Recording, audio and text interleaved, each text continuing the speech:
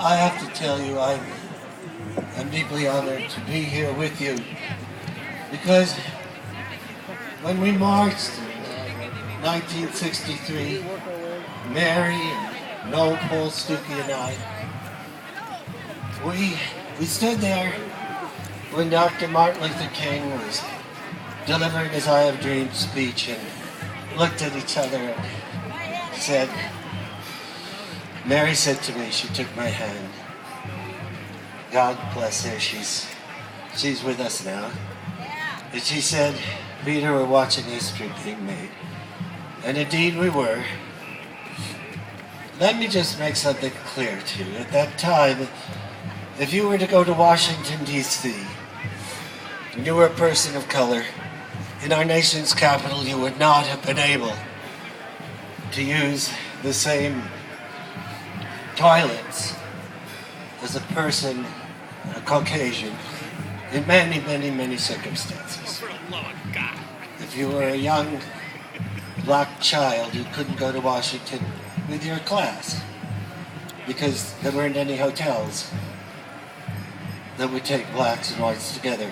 You could not use the same water fountain. God forbid that your lips as a white person would touch the same spigot as a person of color. Marian Anderson, a great Metropolitan Opera singer, was not allowed to sing in Constitution Hall. And indeed, at that time, there were lynchings on average once every 3 days. Now, we made a silent promise to each other that day that in our hearts we would never, never stop.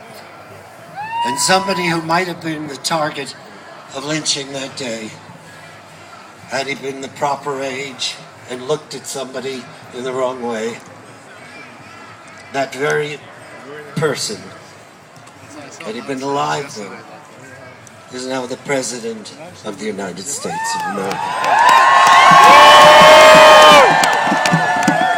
So if you doubt your capacity to move the mountain,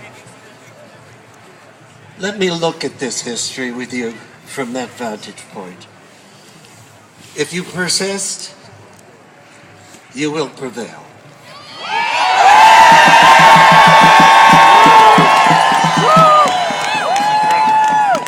The very heart of what makes America a compassionate nation, a nation of equity and fairness, is at stake. If we do not realize that people, ordinary human beings, should be embraced with a sense of fairness, rather than taking a huge amount of money as tax breaks for corporations and then saying it must be paid on the backs of ordinary working people, which is what the Governor Marco has attempted to do.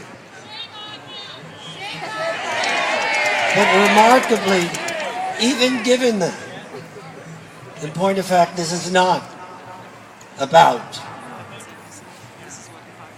a deficit. It has nothing to do with the deficit. It has to do with an attempt to break the voice, the heart, and the reality of the strength of common people who fought for decades and decades and decades to have a little bit of the American dream and respectability.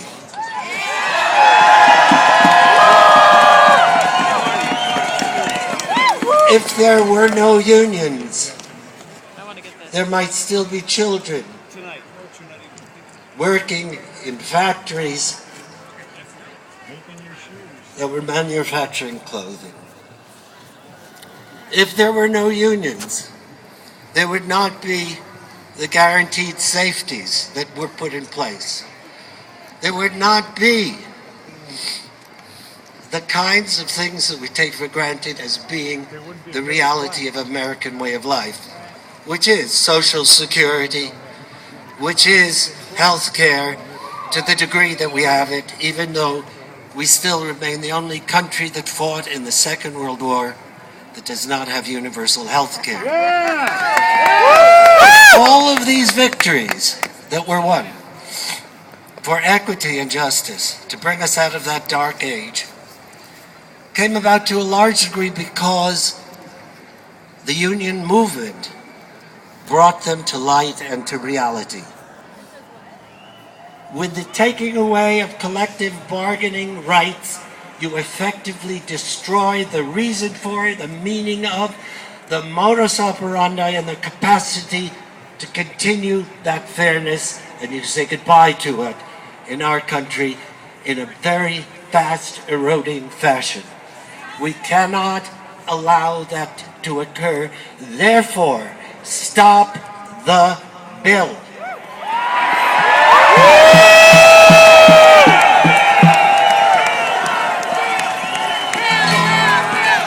Now let's bring this one up. Bring this microphone up.